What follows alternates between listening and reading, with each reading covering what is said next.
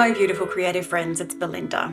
Today I'm kicking off my Creative Shift series with a process video for a soft and simple layout that I made during a period I could only really describe as a creative meh phase. It was originally a design team layout, and I made it at a time that I was juggling family life, uni deadlines, and a mounting sense of creative fatigue. Fun times. It's a really good example of the way that I used to push through and phone it in. Not in a lazy way, more in a please don't make me overthink this way. But honestly, I'm really proud of the way that I kept showing up, even when joy felt so out of reach. Okay, so full disclosure, this isn't actually the layout that I had planned to share with you for this first video in my Creative Shift series. The layout that you can see at the top of the screen now, that's the one that I had intended on sharing. But in a twist that feels very on brand for the start of this series, when I went to edit the footage, it was nowhere to be found. So in true creative fashion, we pivot, a little creative shift of our own. This layout was created around the same time as the one that I had originally intended on sharing, and it was another design team project. Now, I've been married for 6 years now. My wedding album, it's still very much a work in progress. It's one of those really big, emotionally loaded projects, and honestly, it can feel really overwhelming. I think a lot of us have those someday albums and those someday projects, the ones that we keep saving for when we're ready. Ready for what? I don't know. Ready to tackle it, ready to make headway. I don't know. But that is something that I'd like to talk more about in the future, and how I'm trying to shift my thinking and my approach to those kind of big projects and big albums. If that's something that you're interested in, I'd love for you to go ahead and leave me a comment and just let me know your thoughts on that. So this is a photograph of my beautiful grandma at my wedding, and I wanted to document what that meant to me, how special it was to have her there. The design for this page is quite clean and quite simple. I used a cut file that took up a lot of real estate on the 12x12 layout, and it was pretty easy to back. There were no really small, fiddly, fine elements in that cut file. I also used a larger photo, which is important for the subject of this layout, but it also reduces the amount of space that I have to fill in terms of design. You've also seen that I have fallen back on using some of my tried and true favorite techniques for creating layouts. I have a nice bright white background, which I have trimmed down and matted onto some pattern paper before adding a stitch border around the outside.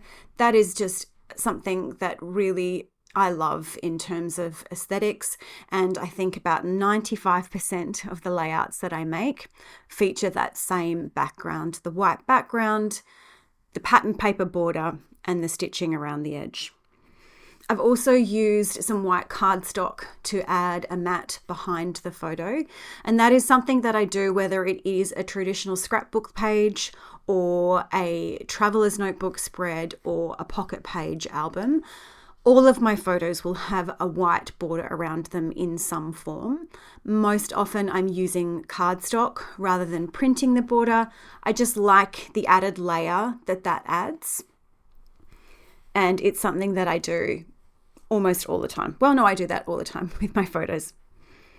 I'm also bringing in some textural elements here with the layering that I'm using. So here I've got this glassine bag, and that's a nice little bit of added, something different to just the paper that is so far on the layout.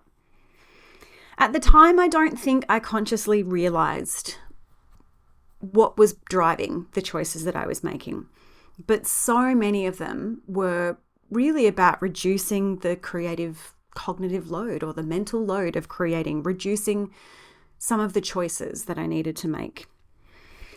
I was also feeling really overwhelmed around that time by the amount of supplies that I have had amassed and the number of stories that I still wanted to tell.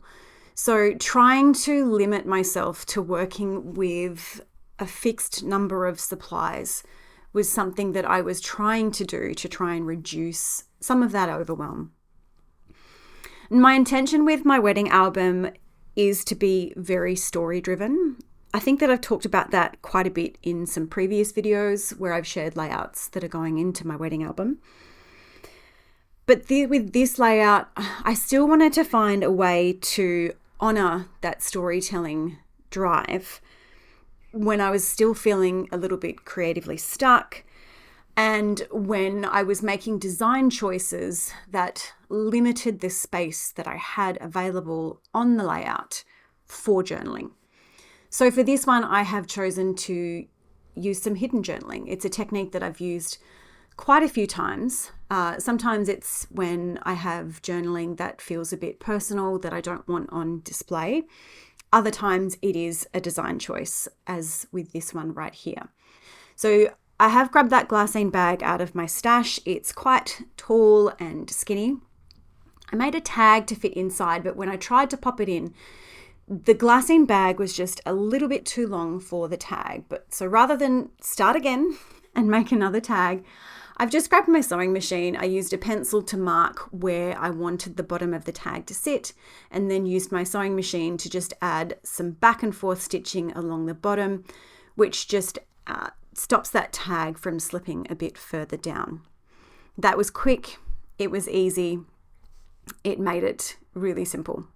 Now you're going to lose a lot of the glassine bag, and I know I talked about that textural element there, but that's okay because I think when you pull the tag out, then you will still see that bit of the glassine bag there.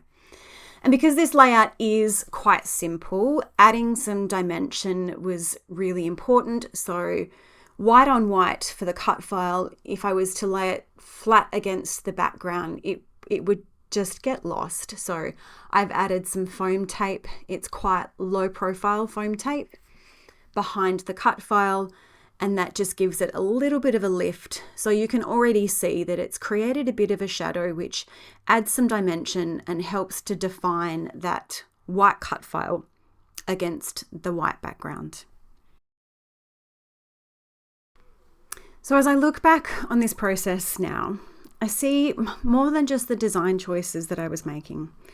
I see a version of myself that was continuing to show up to meet deadlines, to tell stories, and to make use of my amazing collection of supplies. But I didn't recognize how much I was burning out creatively in the process. And when I reflect on the layouts that I made during this time, I feel like they quietly marked the start of a shift. I didn't know it then, but I was beginning to unravel creatively and emotionally. And the struggle to really enjoy the process, that was definitely one of the first signs. And that's part of why I wanted to share this now, because I'm still in the process of finding my way back to creativity, not to produce or to prove anything, but to connect with it again, to connect with a hobby that I've loved for so many years, and to connect with that creative part of myself that I know brings me so much joy. But now I know that I need to do that in ways that honor my capacity and not just my commitments. And as you're watching me add the finishing touches to this layout, you can see that I am keeping things quite simple. Simple, but still impactful. The title I cut from a matte gold foil cardstock using an alphabet die that came from Pink Fresh Studio. And I cut a couple of extra layers from a pink cardstock to layer them up behind each letter, just to give those letters a bit of stability, but also a little bit of dimension. So they're almost like homemade thickers.